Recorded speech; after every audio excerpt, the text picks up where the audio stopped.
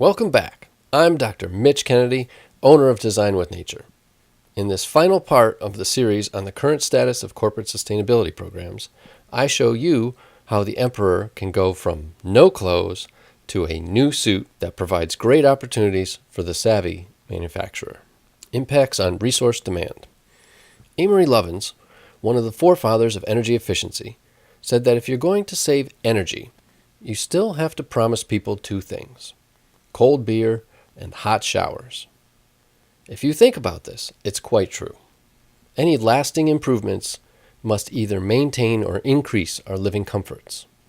People do not want to have less light in their homes at night, or be told they can't drive as often as they want. We don't live in a Draconian society, so we can't expect commands from above to work as a solution to our sustainability issues. So what do? Population versus oil reserves. The problem was not an issue 200 years ago, when there were only about 1 billion people on the whole globe. But on October 31st, 2011, we officially had 7 billion people, and population is expected to swell to 9 billion people by the year 2030. Ironically, scientists say this is also the period when climate changes will be in full force. I think it's pretty safe to say that most people in the world would love to live the life that many Americans already have and consume the same level of energy, food, and goods. So this would, of course, increase current world demand for all forms of energy, including liquid fuels, such as gasoline, kerosene, diesel, and heating oil. According to the U.S. government's estimations, by 2030 there will be about a 60 million barrel a day gap between the supply of liquid fuels and the demand. The first response I usually get from this slide is, well, what about the Marcellus Shale and other natural gas shale beds and tar sands? But according to the U.S. Geologic Survey's own findings, the amount of fuel in the shale beds is 66% less than originally thought. This converts from a 27-year supply of natural gas to a 6 or 7-year supply. Furthermore, the extraction rate is lower than traditional easy wells, meaning what is in there doesn't come out so quickly. And NOAA has recently completed surveys showing that methane leaks from these fields cancel out any green advantage over even the worst polluting fuels such as coal. So what then? How are we going to give 9 billion people cold beer and hot showers? This is where the opportunity sits. In order to take advantage of the confluence of population growth, resource constraint, and climatic instability, we must think differently. For years, people, governments, and companies have focused on getting by, but now we need lasting solutions which achieve multiple benefits and synergies. We need a systems approach. For those of you not familiar with systems thinking, I encourage you to find the book by Donella Meadows, Thinking in Systems, and also The Fifth Discipline by Peter Sang, the new edition. These will help your organization to change on a whole new scale. Let's look at an example of systems thinking. The chicken is a great example of a system. Let me ask you, what do you think of first when you see the word chicken? Is it meat? Is it eggs? Is it clucking?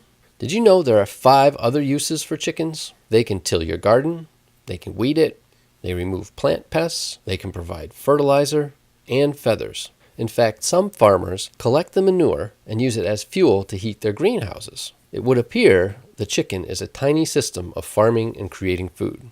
Simply using the chicken for eggs is a waste of its full potential. And if we did not know about the other things it can do, we would have to expend extra energy weeding the garden ourselves, spraying pesticides, adding synthetic fertilizers, and paying for heat or electricity for the greenhouse. This is what happens when we ignore systems. Take a tree, for instance. A tree cleans the water, it sequesters carbon, it provides oxygen, wood for shelter, and shade for cooling.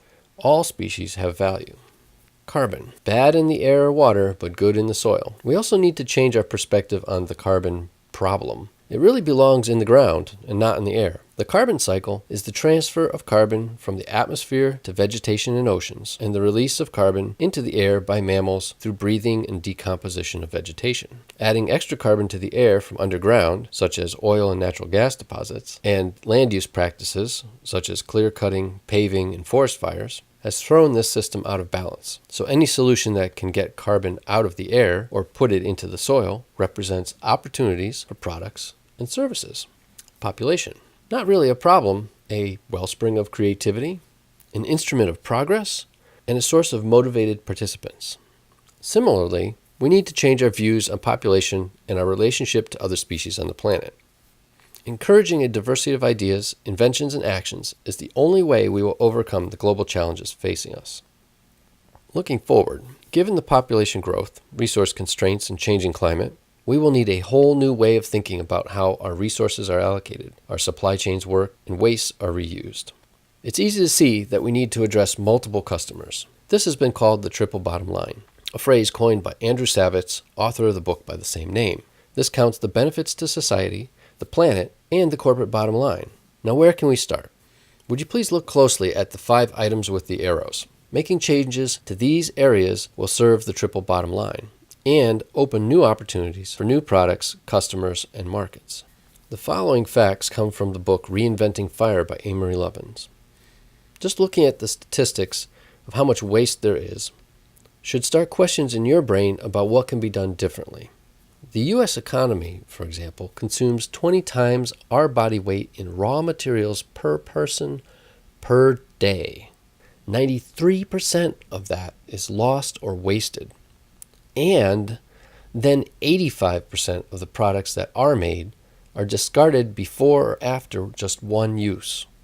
One way to address this is to combine the concept of systems thinking with design principles of life cycle analysis. Here, the impacts of a product are considered in relationship to the system across its entire life. The concept of Factor 10 engineering does just this, and is named for the goal to produce our current output with only 10% of the environmental and energy impacts, so that the rest of the developing world has a chance for cold beer and hot showers. There is $400 billion a year spent on energy for buildings in the U.S., and more than half of it is wasted or lost. With over $200 billion being wasted every year in the field of energy, I often wonder, where do we come up with the money to squander like this? Investing just 1 year of wasted money into building efficiency can yield $1.4 trillion in net savings by the year 2050. Clearly, there is no lack of opportunity to save money, reduce risk, and slow the growth of greenhouse gases. So let's get started. We have seen this opportunity firsthand, having helped hundreds of companies save over $180 million a year. We've worked in 23 industrial sectors and on 4 continents. I am sure we can help you. Won't you give us a call? Thank you for watching.